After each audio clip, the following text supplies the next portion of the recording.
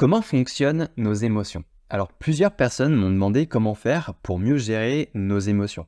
Mais avant, je pense que c'est important de comprendre comment fonctionnent nos émotions, justement. Alors, dans ce podcast, je vais essayer de répondre à cette question. Quel mécanisme se cache derrière nos émotions? D'abord, c'est quoi une émotion? On sait tous plus ou moins à quoi on fait référence quand on parle d'émotion, sans vraiment bien définir ce que c'est exactement. Et le plus simple, ce serait quand même d'avoir des exemples. Une émotion, c'est un moment précis où on va vivre une modification physiologique importante dans notre corps. C'est lorsque je regarde un film ou lorsque je vois la relation entre le père et le fils, avec plein de complicité, en fait, ça va me toucher et je suis ému. Et ça me fait monter les larmes aux yeux parce que je trouve ça beau. Ce sont ces moments où on est touché par une scène d'un film ou à la mélodie d'une musique. Le moment où une personne importante pour moi me partage une musique importante pour elle, et j'en ai les larmes aux yeux parce que ça me reconnecte à mon enfance, pleine de bonheur et d'insouciance. Mais ce sont aussi ces moments où on se sent pas bien, on est stressé, avec la boule au ventre, et on n'est absolument pas à l'aise. Parfois, on entend parler d'émotions négatives ou d'émotions positives, comme s'il existait des émotions bien ou mal. J'aime absolument pas cette idée-là, et ça voudrait dire qu'en fait, il y a des émotions à éviter et des émotions vers lesquelles aller, même si en réalité, c'est quasiment la plupart du temps ce qu'on fait. Alors qu'en réalité, c'est beaucoup plus compliqué que ça. Ici, je préfère parler d'émotions agréables ou désagréables. Mais comment ça fonctionne exactement? On est exposé à une situation ou à un événement déclencheur, on interprète et on juge ce qu'on vit, on ressent une émotion et cette émotion va nous faire réagir avec certains comportements, parfois d'évitement, parfois d'aller vers, ça va dépendre. C'est automatique, inconscient et ça se passe en quelques secondes.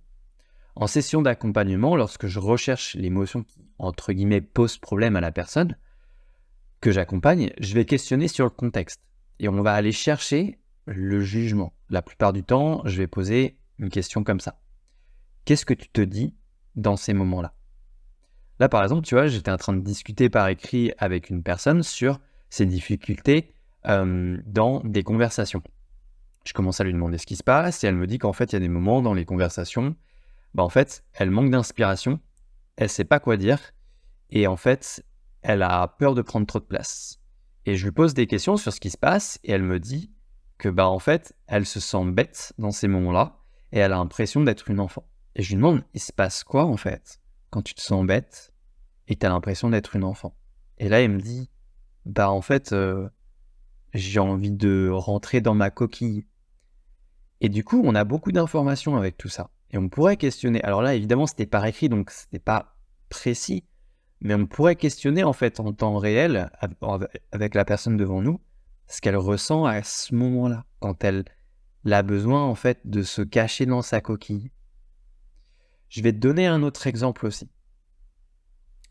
La personne, elle vient parce qu'elle n'est pas à l'aise dans des conversations et on questionne sur le contexte. Les moments où ça arrive, et ça peut donner aussi quelque chose comme ça.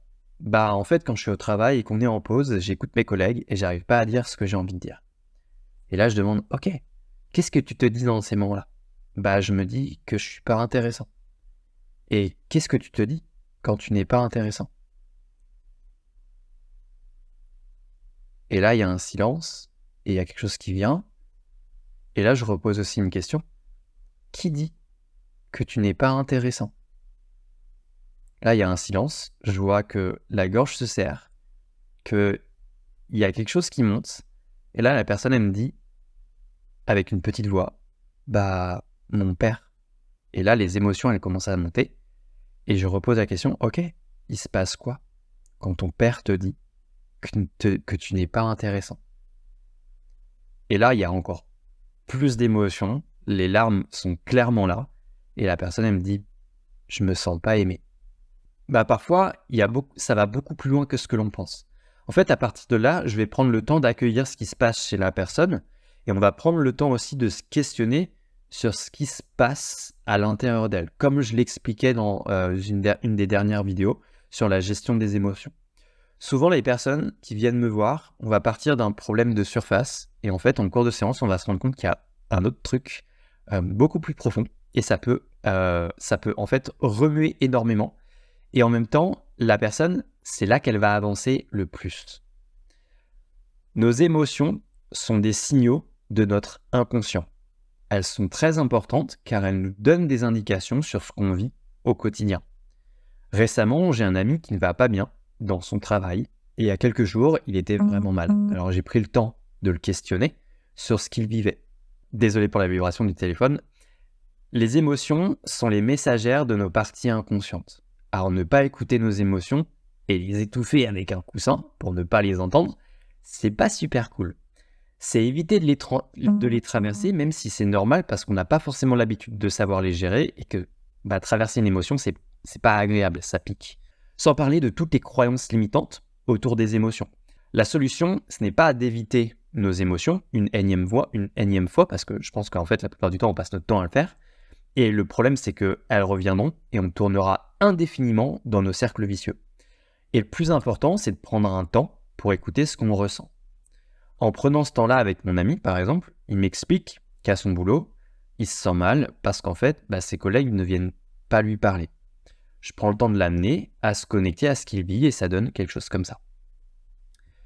Prends le temps de ressentir ce qui se passe à l'intérieur de toi. Alors il a les yeux fermés, il se concentre sur la situation et les sensations corporelles du moment. Et là, je lui demande, ok, quand tu écoutes ce truc-là à l'intérieur de toi, qu'est-ce que ça dit? Et là, il y a un petit silence. Et puis il me dit, en fait, j'ai besoin que les autres s'intéressent à moi.